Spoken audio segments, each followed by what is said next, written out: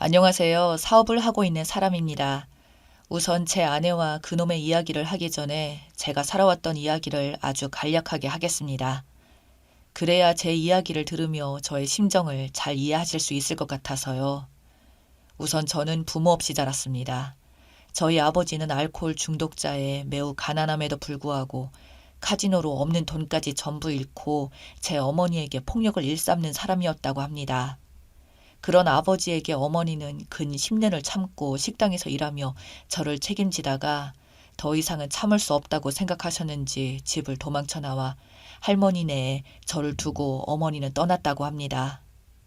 어머니가 할머니네 있는 것을 안 이상 아버지가 할머니네로 계속 찾아올 게 뻔했고요. 그래서 도망친 것 같네요. 여튼 그렇게 제가 10살 무렵 저는 정말 화장실도 없는 집에 너무나 허름한 집에서 왕복 3시간이 넘는 거리를 왔다 갔다 하며 학교를 다녔어요. 할머니의 집에 아버지가 찾아온 적도 있지만 어느 순간부터 안 오시더라고요. 그렇게 제가 중학생이 될 무렵 할머니도 돌아가시고 저는 완전히 혼자가 되었습니다. 정말 먼 친척까지 하나 없는 완전한 혼자가 되었죠. 동네 사람들과 동사무소에서 사람이 나와 저를 지원해주고 그렇게 학교까지 졸업했고 고등학생 때 제가 혼자 있는 시간이 많아 항상 그 시간에는 도서관에서 책을 읽었는데 그 덕분인지 공부를 못하지는 않았습니다. 그리 공부를 열심히 하지 않아도 반에서 1등은 하고 그랬으니까요. 그런데 지금은 장학금 제도나 학자금 대출이 잘 되어 있지만 제가 살 때만 해도 그런 것이 전혀 없어 입학금 등록금이 없으면 정말 학교를 다닐 수 없는 상황이었습니다. 그래서 제가 K대를 붙었음에도 불구하고 대학을 포기하고 바로 일을 하러 갔고요. 그렇게 시작된 일이 정육점에서 뒤치작거리를 하는 것이었습니다. 거기서 만난 사장님이 저를 안타깝고 불쌍하게 여겼는지 그곳에서만 10년을 일하고 거기서 기술을 배우며 익혔습니다.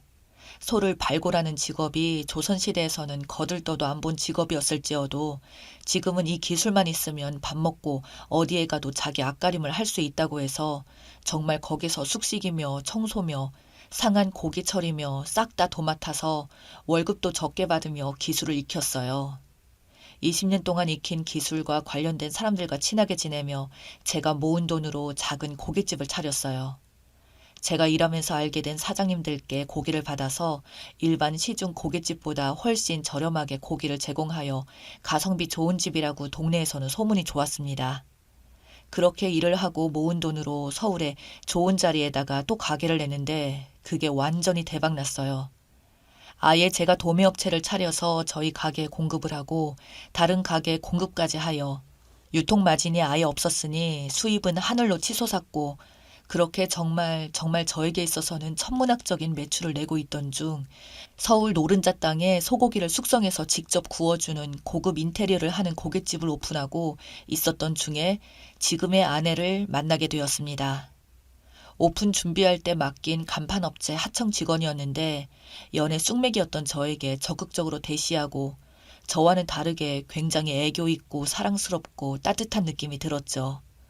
그동안 부모 없이 정말 세상을 혼자서 매일 그 풍파를 다 받으며 지내서 어찌 보면 마음의 문을 굳게 닫은 채로 소처럼 앞만 보고 달렸는데 그 여자를 만나니 세상이 아름다워 보이고 제 마음을 녹여주며 이 여자를 위해서는 목숨까지 바칠 정도로 저를 변화시켜 주었습니다. 연애를 제대로 해본 적도 없으니 이런 감정도 처음이었죠. 그렇게 저희는 결혼을 하게 되고 아무것도 준비된 게 없는 아내를 위해서 제가 새로운 집도 장만하고 저와 결혼 후 직장을 그만둔 아내를 위해 다니기 편하라고 차까지 사주고 충북에서 혼자 허름한 집에서 사시는 장모님을 위해서 제 명의로 집을 충북에 하나 사서 그곳에 머물게 해드렸지요. 근데 그 새롭게 마련된 가게에서 원래 가게에 있던 막내가 매니저로 들어왔는데 그놈과 아내가 바람이 났더라고요. 제가 어떻게 알았냐면요. 아내가 그 가게에 자주 갑니다. 제가 워낙 바쁘고 신경을 잘 못 쓸 때는 아내가 가서 직원을 신경 쓰고 가게에 신경 쓰고 해줬죠. 알고 보니 그렇게 자주 간 가게가 그놈 때문에 간 것 같더라고요. 밤 11시였나? 새로 오픈한 가게가 1시에 정리를 하고 닫거든요.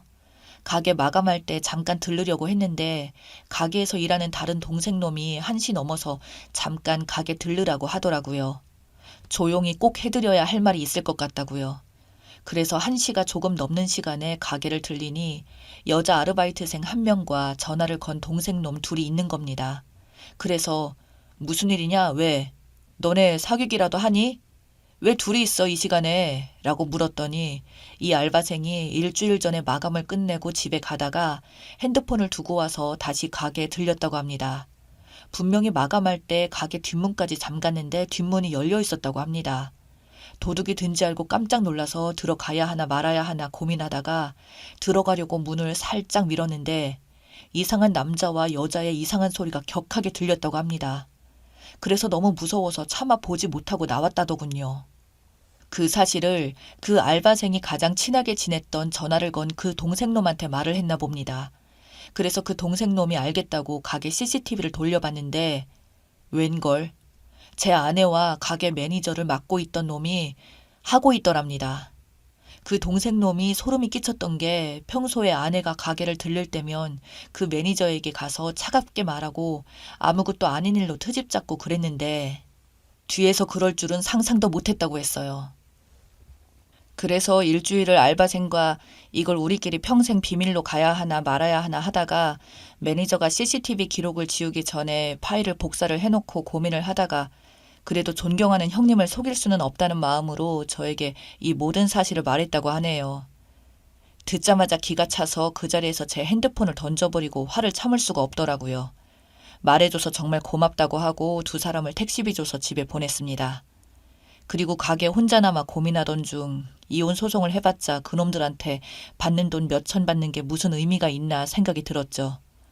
뭐 그 인간들 불륜녀 불륜남으로 소송하는 것은 당연한 거지만 정말 내가 돈을 버는 전부인 이유가 된 아내가 뒤로 그딴 짓을 하고 믿었던 막둥이 매니저마저 그럴 수가 있나 싶어 참을 수가 없었습니다. 집에 가자마자 자고 있는 아내를 깨워서 말했습니다. 야, 너 일어나. 너 내 차 키 내놔.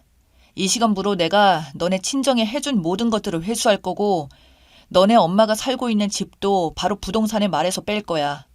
니네 엄마 나갈 시간만 줄게. 그리고 네가 입는 옷, 가방, 차 싹 다 내 거니까 다시 빈털터리로 나가. 라고 고래고래 소리를 질렀습니다. 아내는 무슨 말이냐면서 갑자기 왜 이러냐고 난리를 쳤고 나는 이미 니들이 여태 가게에서 무슨 짓을 했는지 다 안다고 말했죠. 나 지금 네 얼굴 보는 것도 화가 나서 분노 조절이 안 되니까 당장 나가. 내일 오전에 들어올 테니 내 집에서 당장 꺼져. 그리고 나 너 절대 곱게 안 보내줄 거다. 네가 일했던 그 업체, 네가 몸담고 있던 그 인테리어 업체한테 네가 무슨 짓을 했는지 업계에 싹 다 말해서 너 이제 취업도 못하게 해줄게. 라고 말했죠. 그리고 저는 다시 가게로 가서 그 CCTV 자료들을 변호사한테 보낼 수 있게 제 폰에 옮겨놓고 아침이 되면 이혼 소송을 준비하려고 했고요. 그리고 그 막둥이 매니저놈한테 일어나자마자 가게로 바로 튀어오라고 문자를 남겼습니다. 가게에서 잠깐 눈을 붙이려고 했는데 도저히 심장이 뛰고 억울해서 울분이 나서 잠이 오지를 않더라고요. 돈을 버는 방법을 알았어도 못된 바람 끼는 여자를 거르는 법은 몰랐나 봅니다. 그렇게 험한 세상에서도 바르게 살아가려는 사람이 되려고 했건만 세상이 끝까지 날 안 도와준다는 절망감과 분노를 안고 있을 때 그놈이 가게로 왔습니다. 저는 그걸 보자마자 바로 주먹이 나갔습니다. 그냥 이성을 잃은 채로 그렇게 후두려 팼습니다. 몇십 년을 정육일을 했는데 죽되게 만드는 건 일도 아니었죠.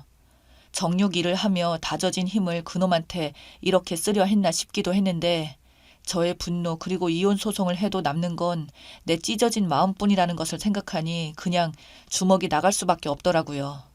발로 그놈을 문 밖으로 밀어내고 내가 왜 때리는지 말 안 해도 너가 알 거다. 신고하려고 하면 하고 민사 형사 싹 다 고소해라. 상관없다. 다 필요 없어.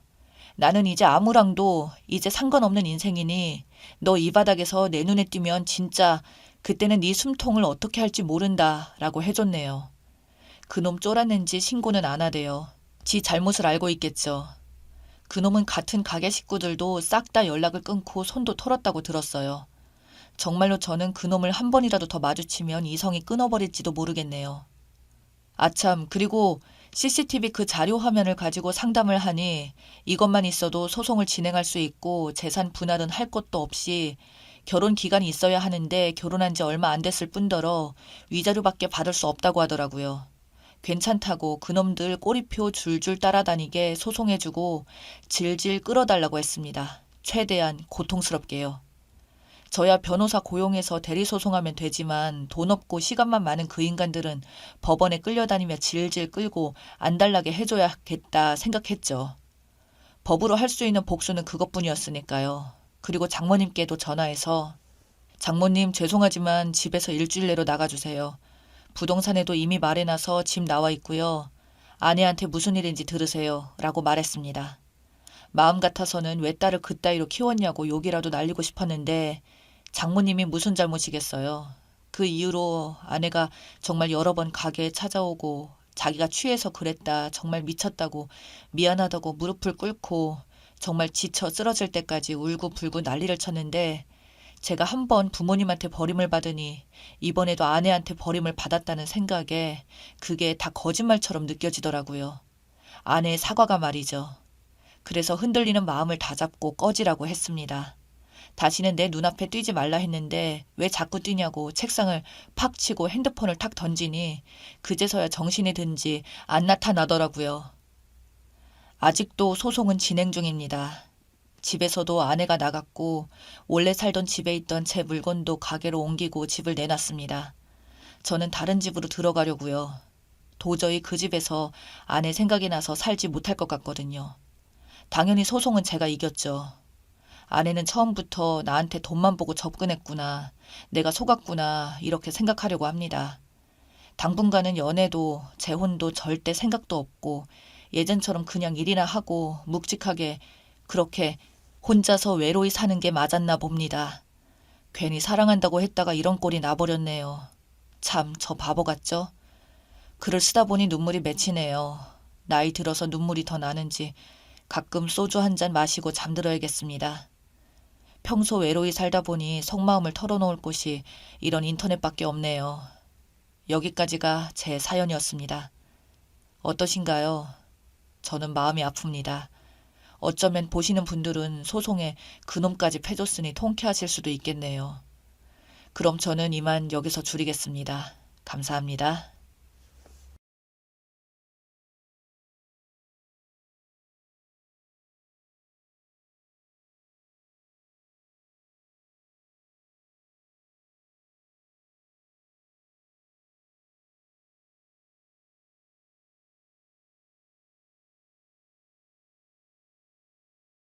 저는 30대 초반으로 결혼을 약속한 남자친구가 있습니다.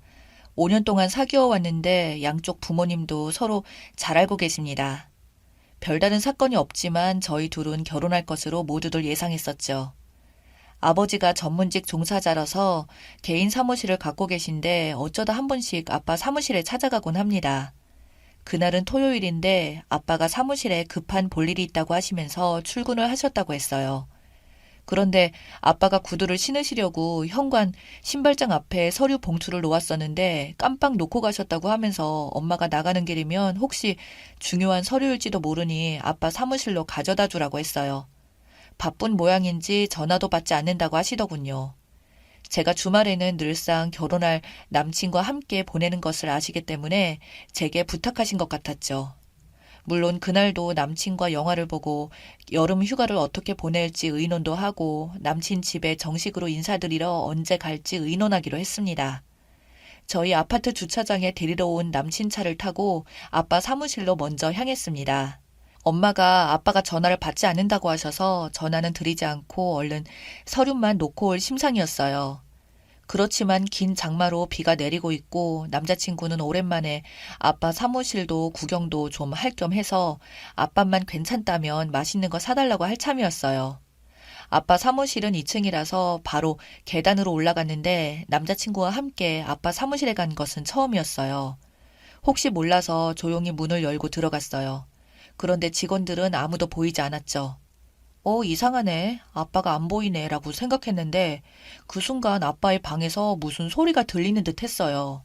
그래서 아빠를 놀래키려고 남친에게 조용히 따라오라고 손짓하고는 살금살금거리며 아빠 개인 사무실 방으로 갔습니다. 그런데 웬 여자 웃음소리가 들려왔습니다. 직원인가? 그런데 직원이라고 하기엔 매우 친밀한 관계처럼 보이는 그런 웃음소리였어요. 별 생각 없이 저는 문을 빼꼼히 열었습니다. 그런데 웬 아주머니가 와 계셨어요. 그런데 분위기가 참 요상했습니다. 문을 등지고 소파에 밀착해서 앉아있는 아빠와 어떤 아줌마 같은데 밖에는 비가 내리고 실내는 너무 습해서 에어컨을 세게 틀어놓은 상태로 두 분이서 연인처럼 웃으면서 말씀을 나누고 있었어요. 누가 봐도 연인 사이처럼 보였고요.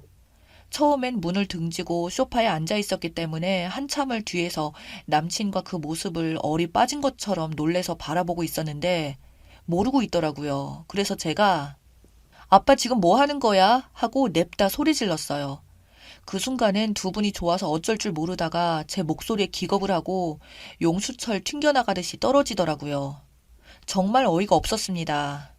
아빠가 바람피는 현장을 딸에게 딱 걸린 거였어요. 세상에 우리 아빠가 이런 사람일 줄은 몰랐어요. 엄마를 놔두고 이 빗속을 뚫고 나와서 딴 여자랑 희희낙낙 하다니 기가 막혀서 말이 안 나왔어요. 아빠도 죄를 짓긴 지은 모습이었습니다. 저는 완전 열받아서 허리에 두 팔을 올리고 그 여자 얼굴이나 한번 보자 싶었는데 당황해서 어쩔 줄 모르고 있더라고요. 그런데 더 기가 막혔어요. 아빠를 쥐잡듯이 잡으려고 했는데 남친이 엄마가 왜 여기 있어? 하고 소리를 질렀어요. 그래서 돌아봤더니 사색이 다 된 얼굴로 남친 어머니가 그 자리에 있더군요. 아니 그럼 뭐야? 우리 아빠랑 그런 사이였어? 참나 말이 안 나오더라고요. 제가 입을 떡하니 벌리고 다물지 못할 만큼 놀라고 충격받았습니다.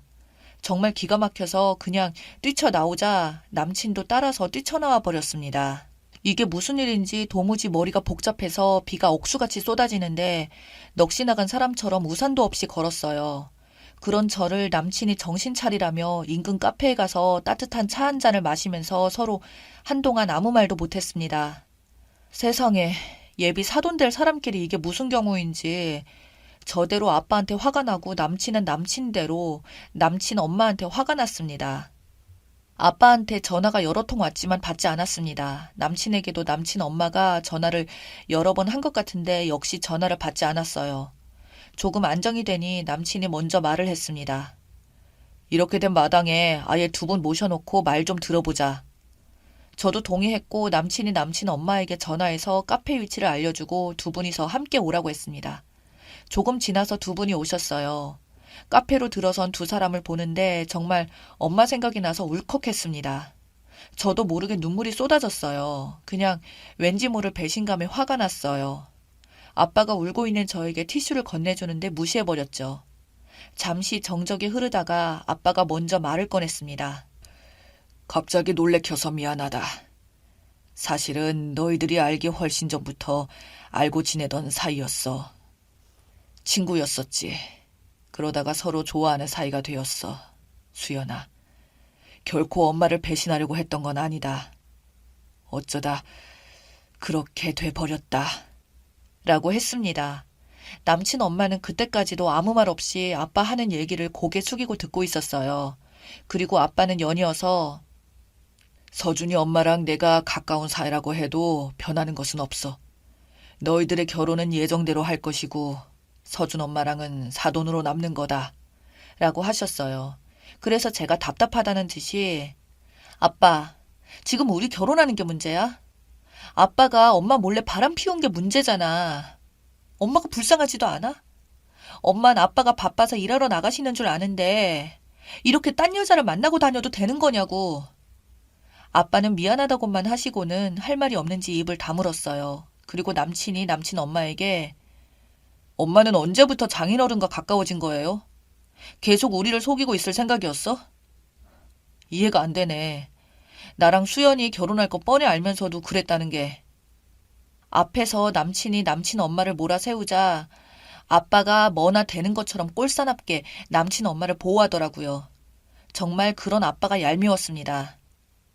서준이 엄마는 잘못 없다. 그냥 내가 좋아서 그런 거야. 다시는 이런 식으로 만나지 않겠다. 한 번만 모른 척 해다오. 미안하다. 했어요. 그래서 제가 아빠, 믿을 걸 믿으라고 해야지. 아까 보니까 좋아 죽고 못 살더만. 차라리 엄마랑 이혼하고 좋아하는 여자랑 살아. 그게 더 깨끗하지 않겠어? 아, 그리고 난 우리 엄마 속이고 아빠랑 그렇고 그런 불륜 저지른 집안이랑은 절대 결혼 못하니까 그리 아시고요. 우리를 속인 것처럼 엄마를 감쪽같이 속이고 살았는데 제가 아는 한 절대 용납 못합니다. 오늘 우리한테 들키지 않았다면 얼마나 속였을까 생각하니 소름이 돋네요. 결혼 못한다는 소리에 남친이 소리치더군요. 그러면서 남친 엄마한테 카페 사람들이 다 쳐다보도록 소리쳤어요. 엄마, 어떻게 할 거야? 나 수연이랑 결혼 못하면 엄마 앞에서 바로 죽어버릴 거야.